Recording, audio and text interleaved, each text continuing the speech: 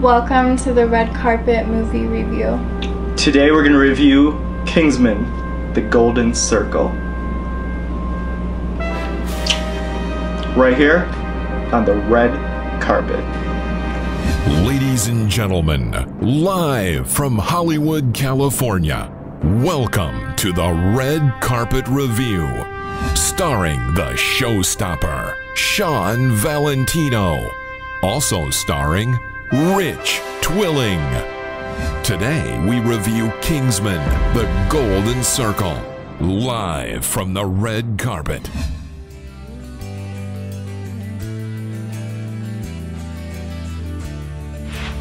Hey everybody, this is Shawn Valentino, your host on the Red Carpet Movie Review. My broadcast partner Rich Twilling is on a secret assignment with the CIA in Europe.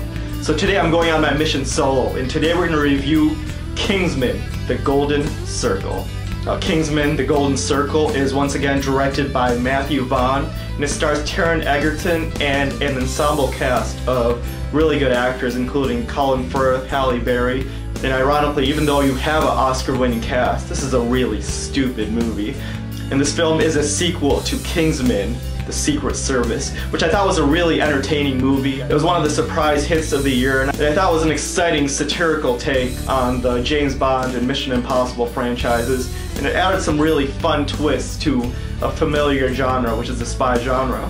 So many of us were really looking forward to this movie, and once again, the plot of this film revolves around Eggsy, who is played by Taron Egerton, and he's really good here once again like he was in the first film. And the story of the film revolves around Eggsy and the rest of the remaining Kingsmen and their mission to take on the Golden Circle, which is a terrorist organization who wants to take over the world. So we've seen this plot 100 times before. So we're not exactly dealing with an original plot here, a spy organization that's taking on a terrorist organization that is hell-bent on dominating the world. But at the same time, we knew coming in that the Kingsman would have a unique take on this familiar genre. And that's where this movie kind of fell apart for me, because I think it tries to be too unique. It took what was fun in the original film and it just really went too far with it. The movie got way too silly and goofy. You have some very good actors giving some really goofy performances. And although their acting is fine, I think the story and the writing really let them down. And you see some really absurd sequences here, which is somewhat expected in a Kingsman film based on the first movie, but I think they went way too over the top in this one. It really took me out of the movie. And the main villain of this film is played by Julianne Moore, who plays this international drug cartel leader who wants to take over the world, and she has hidden herself in this 50s style diner in the middle of nowhere, this kind of oasis type location. And it sounds somewhat interesting, it's definitely original, but I've always found Moore to be a very annoying actress, and to see her as the main villain in this, given some really bad dialogue and having to give a campy performance, it was just unwatchable for me. I found her performance to be really grating, and it took an actor that I'm not really a big fan of anyway, and placed her into a bad situation. And as you guys know, in action and spy films, they're often only as good as their villain, and when you have a really bad villain here, the movie's definitely not going to work. And you also have an extended cameo by Elton John here, and I'm not going to really go into his character because it'll go into spoiler territory, but the first time you see him is pretty interesting, it's fun, but unfortunately this cameo gets extended way too long, and after a while you want to see him blown away like a candle in the wind. What I did like about this movie is some really exciting action sequences, and they're obviously presented in comic book fashion, just like the original. But again, given the fact that they take place in a story that's just way too silly and goofy, with some really bad writing and some hammy performances, you can't really take any of these action sequences seriously.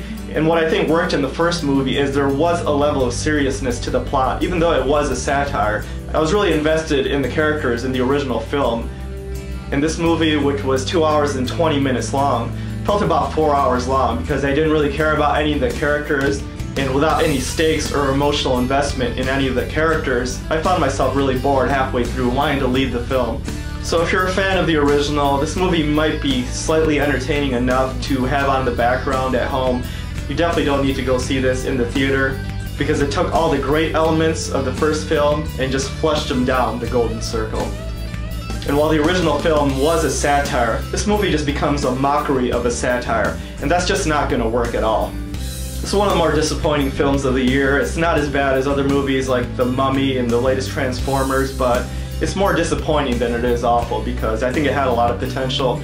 And despite the fact that I didn't really enjoy this film, I'm still looking forward to the next film when it becomes a trilogy. And we here at the Red Carpet Movie Review like to rate our movies on a 5-star scale. And I'm going to give Kingsman: The Golden Circle 2 stars on a 5-star scale. Hope you enjoyed this review of Kingsman: The Golden Circle. And we brought a golden queen all the way from Las Vegas, Nevada. Now, what did you think about this red carpet review of Kingsman? Exactly. Can't argue with that.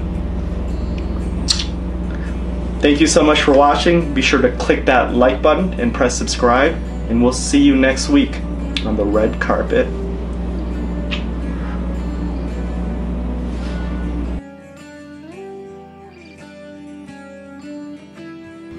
Thank you for watching the Red Carpet Review. Proceed to click that like button and press subscribe for weekly movie reviews past and present. We'll see you soon on the red carpet.